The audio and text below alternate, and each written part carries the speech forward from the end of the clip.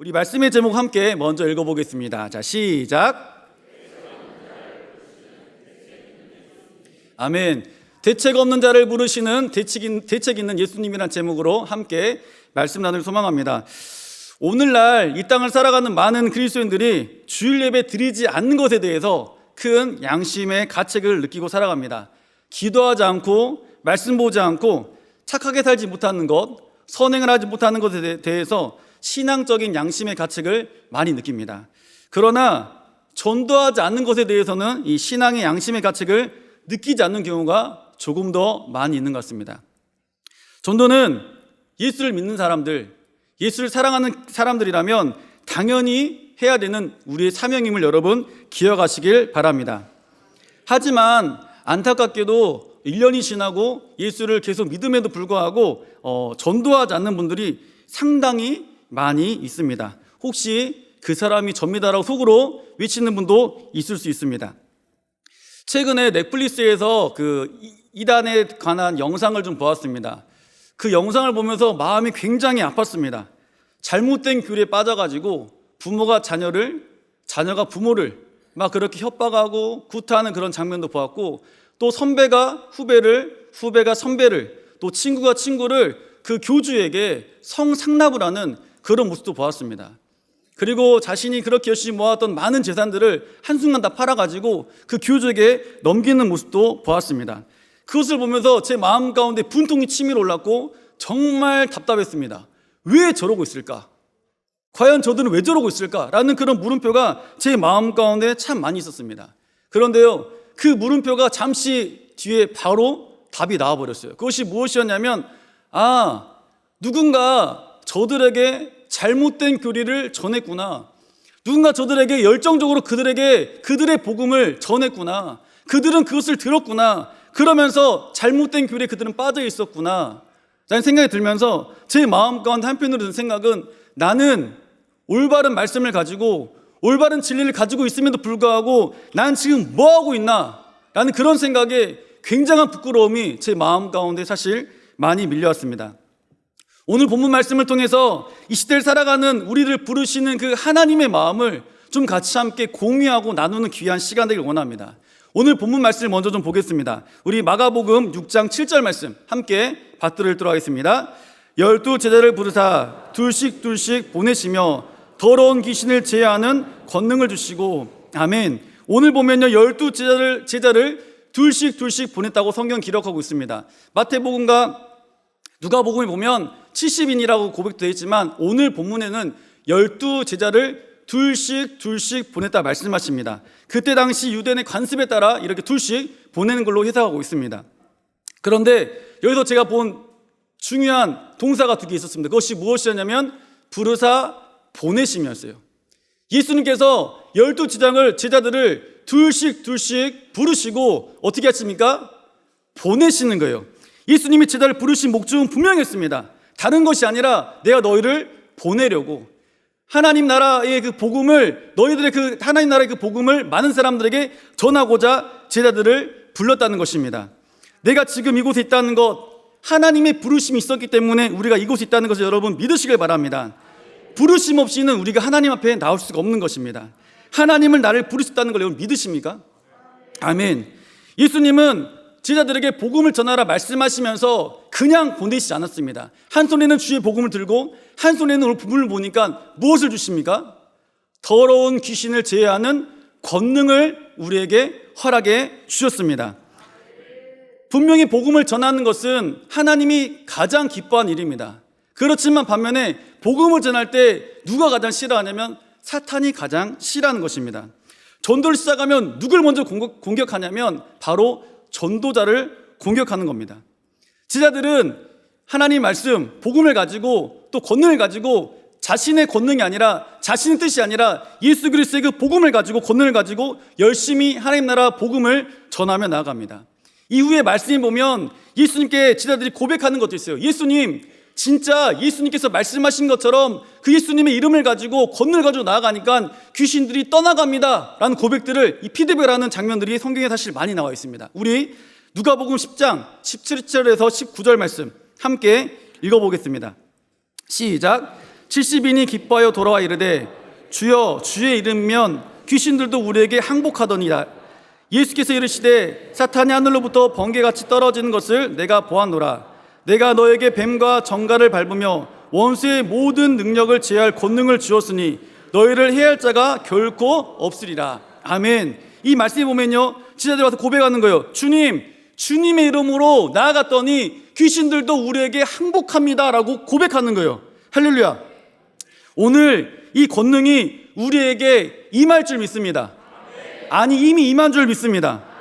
성경을 보니까 예수님께서 제자들 둘씩 짝지어 보내시면서 이런 말씀을 하세요. 오늘 본문 말씀인데요, 마가복음 6장 8절 9절 말씀 우리 한번 읽어보겠습니다. 시작.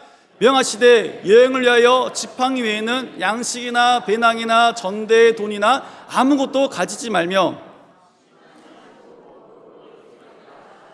아멘. 오늘 예수님께서 말씀하실 때 제자들에게 전도 여행을 말씀하시면서 야, 너희는 갈 때 지팡이랑 신발 외에는 아무것도 가지 말아라 라고 말씀하세요. 제자들을 사랑하는 예수님께서 이렇게 말씀하시는 거예요. 사실 인간적인 마음을 딱 봤을 때는 뭐야 이거, 예수님이 우리를 사랑한다 말씀하시면서 이 지팡이랑 신발만 가져가라고? 이거 약간 멍멍이 고생하라는 거 아니야? 라는 생각이 우리에게 들 수 있습니다. 사실 개강을 앞둔 우리 지체들, 우리 대학부 친구들 보면, 가정을 보면요, 부모님들이 굉장히 바빠집니다. 개강을 앞두고 기숙사에 들어가는 부모님, 학생들, 그리고 자취방으로 가는 우리 학생들, 그리고 거기에만 그런 것이 아니라 명절에 자녀들이 집에 돌아왔을 때 집으로 가는 그 자녀들에게 부모님들은 바리바리 뭘 싸주기 시작합니다. 먹었던 반찬도 싸주고요, 그리고요 옷도 챙겨주고요, 이불도 챙겨주고요, 심지어 생활용품도 막 챙겨줍니다. 샴푸도 챙겨주고, 비누도 챙겨주고, 치약도 챙겨주고, 막 많은 걸 챙겨줘요. 그리고 갈 때 여비도 챙겨줘요. 용돈도 줍니다. 여러분, 왜 그렇습니까? 사랑하니까 그러는 거예요. 사랑하니까 내 자녀가 혹시나 필요한 게 있을까봐, 아니 지금은 당장 필요하지 않지만 혹시 필요할까봐, 아니 앞으로 필요할 거니까 미리 부모님들은 염려하고 또 염려해서 우리 자녀들이 필요를 채워준단 말이에요. 가서 너희가 힘들게 살지 말아라. 이게 부모의 마음입니다. 사실 이 마음을 볼 때 예수님께서 우리를 정말 사랑하신다면, 제자들을 정말 사랑하신다면 어떻게 해야 됩니까?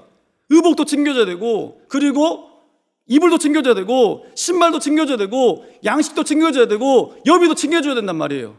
그런데 주님께서 말씀하신 것은 아무것도 챙겨주지 않아요. 그냥 네가 갈 때 지팡이 들고 가, 네가 갈 때 그냥 신발만 신고 가, 이렇게 말씀하시는 거예요. 너무 야박하지 않습니까? 예수님의 말씀과 행동이 너무 다르지 않습니까? 저는 이 말씀을 보면서 예수님이 도대체 왜 그러셨을까? 정말 예수님이 제자들을 사랑한다면 의복을 챙겨주고, 여비를 챙겨주고, 옷도 챙겨주고, 신발도 챙겨주면서 이렇게 해라라고 말씀하셔야 되는데, 아니 아무것도 가지고 가지 말라 그러시다니 왜 그러실까? 이 마음이 저에게 사실 있었어요. 말씀을 곰곰이 생각해봤습니다. 그런데요, 말씀을 생각하면서 제 마음 가운데 딱 떠오른 게 있었어요. 주님께서 정말 하실 수 있는 말씀을 하셨구나.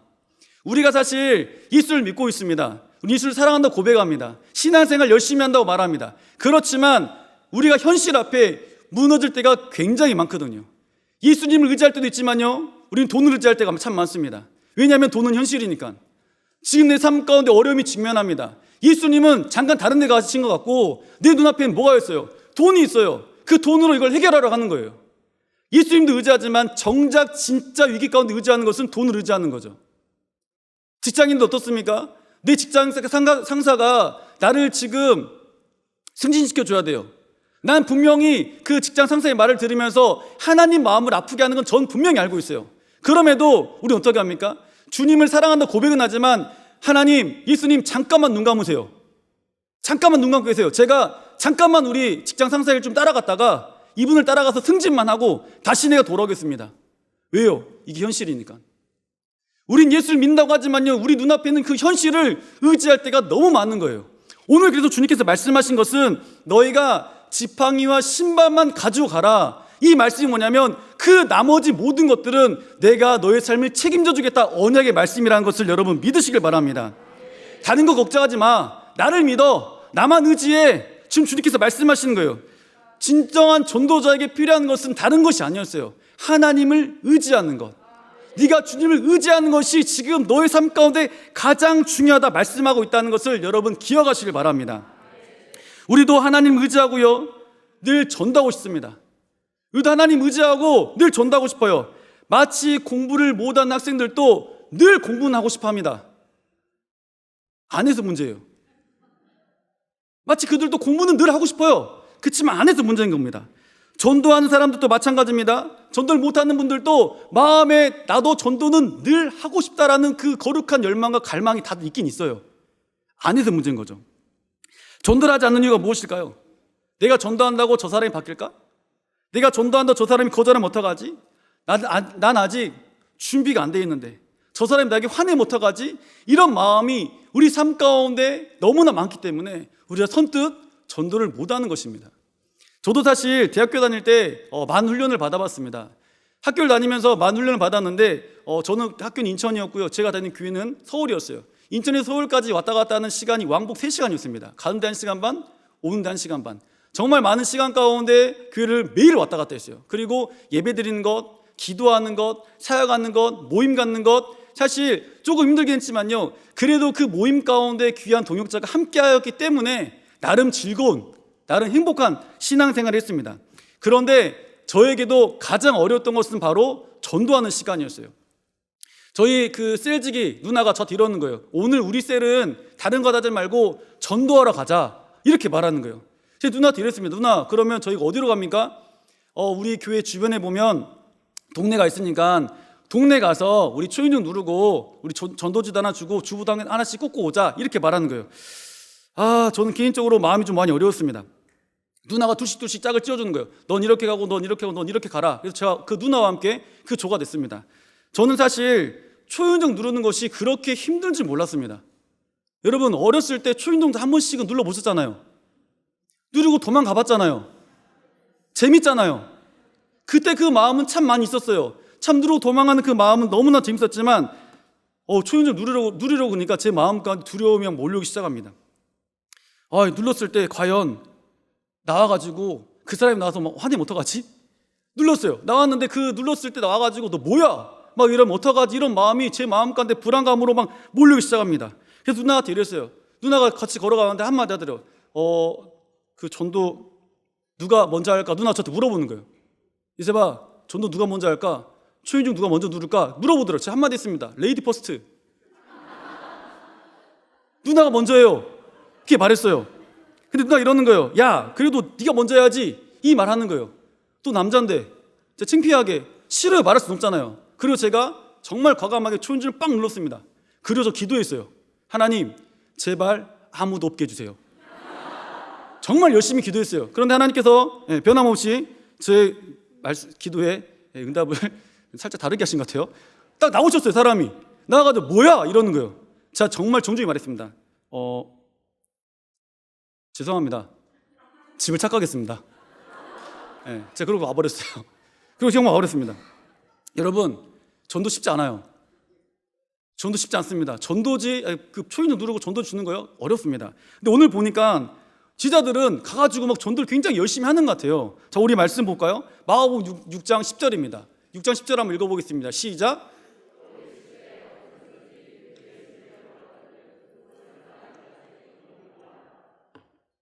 아멘. 이르시되 어디서든지 누구의 집에 들어가거든 그곳을 떠나기까지 거기 유하라.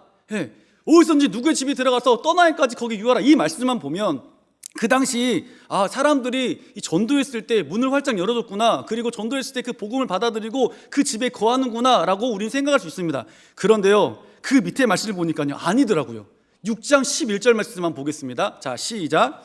어느 곳에든지 너희를 영접하지 아니하고 너의 말 듣지도 아니하거든 거기서 나갈 때 발 아래 먼지를 털어버려 그들에게 증거를 삼으라 하시니. 아멘. 자, 이 말씀을요, 메시지 성경으로 다시 한번 읽어보겠습니다. 자, 우리 메시지 성경 읽어보겠습니다. 시작.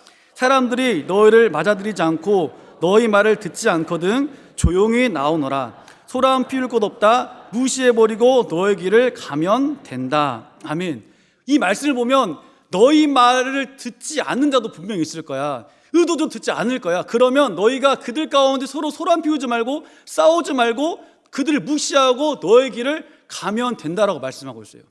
전도자들이 그 말씀을 가지고 나아갔을 때 의도적으로 너희 말을 듣지 않는 사람 분명히 있어. 의도적으로 너를 배척한 자들이 분명히 있어. 그럴 때 너희가 그들 마음 가운데 소란 피우지 말고 속상해하지 말고 너희는 너희 소명을 가지고 그냥 그 길을 걸어가면 돼라고 말씀하는 거예요. 사실 마가복음 6장 1절에서 6절 말씀을 보면요, 예수님도요 자신의 고향에 가가지고 그 복음을 증언합니다. 그런데 거기서도 예수님도 배척당했어요. 예수님도 배척당합니다. 오늘 본문의 말씀 또 보면 제자들도 배척당한다 말하고 있습니다. 우리도 전도하다 보면 배척당할까요? 안 당할까요? 당하는 거예요. 배척을 당할 수 있다 분명히 말씀하고 있습니다. 우리는 사실 이 마음과 두려움이 있는데 지자들은 어떻게 그렇게 가서 담대하게 복음을 전할 수 있었을까? 우린 초인종 하나 누르는 거 너무 어렵습니다. 초인종 눌러가지고 전도자 하나 주는 거 너무 어렵습니다. 사람 만나가지고 예수 믿으세요 말하는 건 너무 어려워요. 그런데 그들은 어떻게 그렇게 대담하게 예수님의 그 복음을 지원할 수 있었을까? 그것은 그들의 태어난 이유와 목적, 사명을 분명히 알고 있었기 때문에 그런 거예요. 그 사명이 우리의 사명임을 여러분 믿으시길 바랍니다. 오늘 마가복음 6장 12절 말씀입니다. 한번 같이 읽겠습니다. 시작. 지자들이 나가서 회개하라 전파하고. 아멘. 여기서 보면 지자들이 뭐 했다 말씀합니까? 나갔다 말씀하고 있어요. 나가서 회개하라 복음을 전하면서요 전파했어요. 하나님 나라의 그 복음을 전파했습니다. 예수님이 지자들을 보내신 이유를 지자들은 분명히 알고 있었습니다. 하나님께서 우리를 부르신 이유, 우리를 지금 이곳 가운데 오게 하신 이유, 우리를 다시 보내신 이유가 무엇입니까? 동일한 거예요. 내가 너희를 부른 이유는 너희를 통해서 나가라고, 그냥 나가는 것이 아니라 복음 들고 나가라고, 그리고 복음 들고 나가는 것이 아니라 너희 한 손에 권능을 내게 허락하셨다고 우리에게 분명히 말씀하고 있습니다. 한국교회요, 하나님 앞에 정말 감사한 것은 많은 부르심이 있습니다. 그런데요 나가서가 없어요. 한국교회가 많이 모입니다. 모여 있어요. 우리도 부르심 가운데 다 모여 있습니다. 그런데 그 부르심으로 끝나고 나가잖아요. 모여서 예배드리고 모여서 은혜를 누리고 모여서 훈련받고 모여서 기도했다면 우리가 할 것은 그때 이제 뭡니까? 나가는 거예요. 나가야 되는 거예요. 그런데 나가지 않고 우리가 자꾸 뭐예요? 모여만 있는 거예요.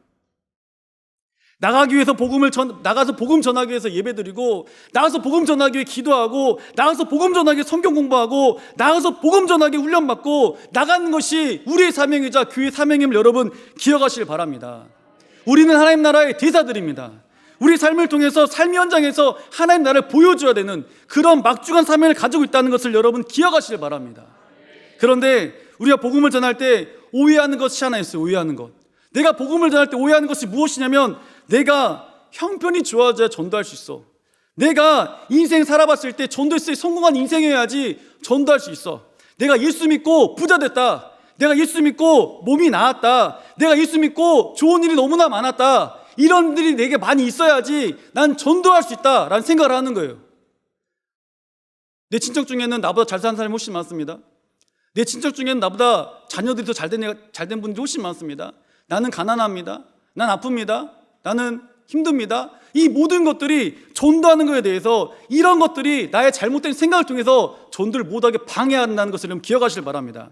여러분, 복음 전도가 무엇입니까? 나를 전하는 겁니까?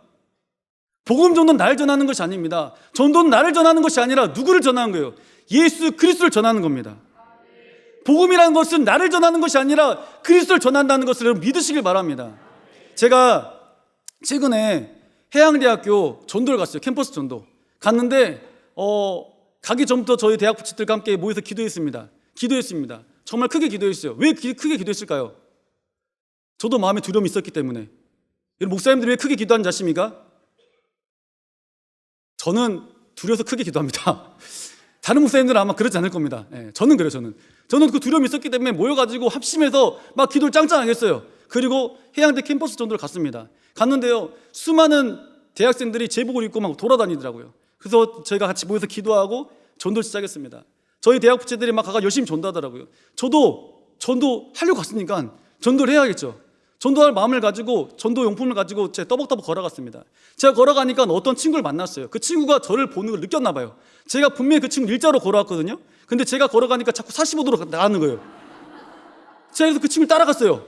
따라가가지고 그 친구를 만났습니다. 만나가지고 물어봤어요. 안녕, 난 사랑교회 목사님이야. 너 교회 다니니? 물어보니까 그 친구가 예전엔 교회 다녔는데 지금 안 다닙니다. 그러더라고요. 너무 잘 됐다. 그럼 우리 사랑교회 와가지고 다시 신앙생활 해보겠으면 좋겠다. 그렇게 말했어요. 그러니까 그 친구가 하는 말이 무슨 말씀하고 있냐고. 저는 지금 20살입니다. 그런데 엄마 밑에서 신앙생활 하다가 이제 겨우 제가 목포로 와서 이제 예수님의 그 그물을 벗어났습니다. 엄마의 그늘을 벗어났는데 지금 무슨 말씀하시냐고 지금. 저는 이제 벗어났기 때문에 다시 들어갈 마음이 없다고 이러더라고요. 잘 됐다. 예수님이 지금 너를 붙잡으러 다시 오신 거야. 나를 통해 너를 붙잡으러 오신 거야. 그러니까 그 친구가 굉장히 어색해하더라고.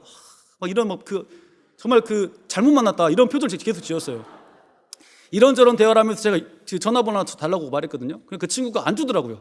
주면 분명히 전화 올 것 같은데 막 이러는 거예요. 맞아, 난 전화할 거야 이렇게 말했어요. 전화번호 끝까지 안 주더라고요. 그래서 제가 해양대에 다니는 그 친구 3학년이 있었습니다. 친구를 불렀어요. 자, 일로 와봐라고. 그 친구 왔어요. 이제 선배가 왔잖아요.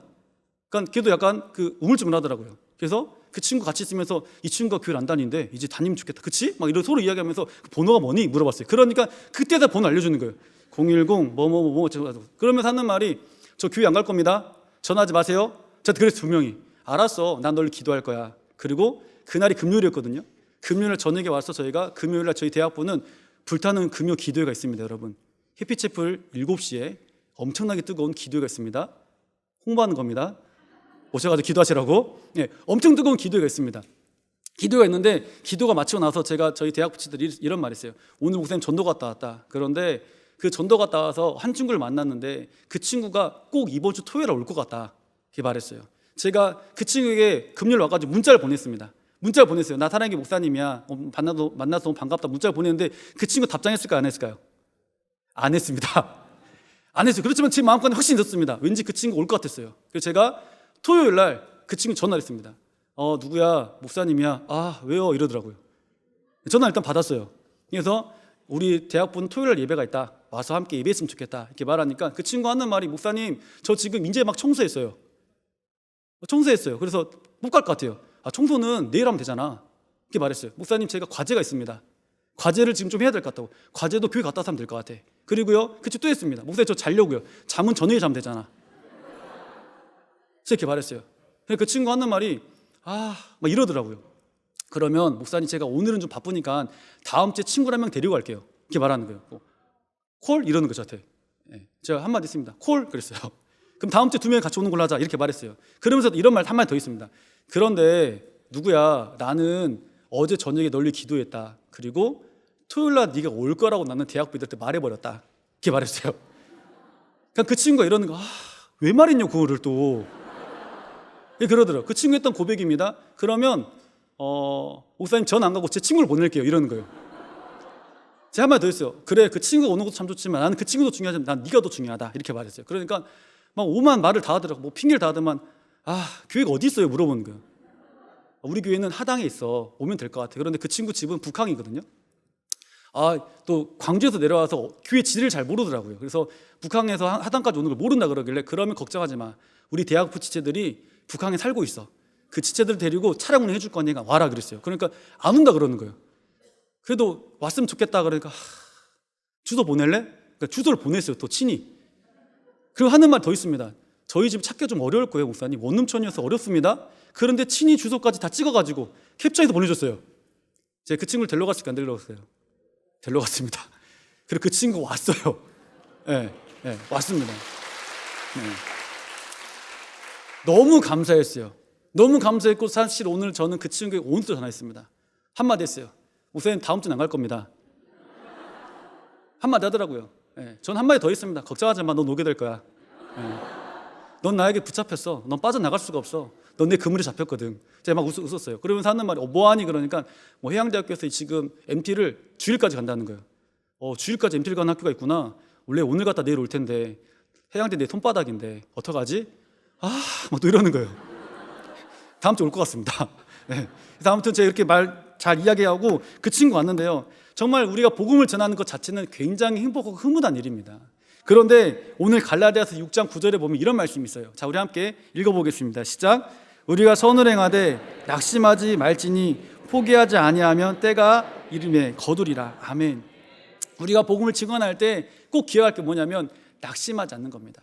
그리고 포기하지 않는 거예요. 왜냐하면 때가 되면 주님께서 분명히 열매 맺게 하실 거니까. 여러분 여리고성을 생각해 보시기 바랍니다. 여리고성을 돌았을 때 우리가 성경의 스토리를 알고 있기 때문에 무너졌구나 하지만 그들은 얼마나 답답했을까요? 하루를 돌았습니다. 돌았을 때 그 벽에 막 금이 가고 좀 이랬으면 더 막 우리가 마음을 가지고 야 드디어 일이 일어나는구나 막 행복했을 거예요. 그럼 전혀 일어나지 않습니다. 7바퀴를 돌았습니다. 마지막에 야! 그러니까 꽉 무너졌어요.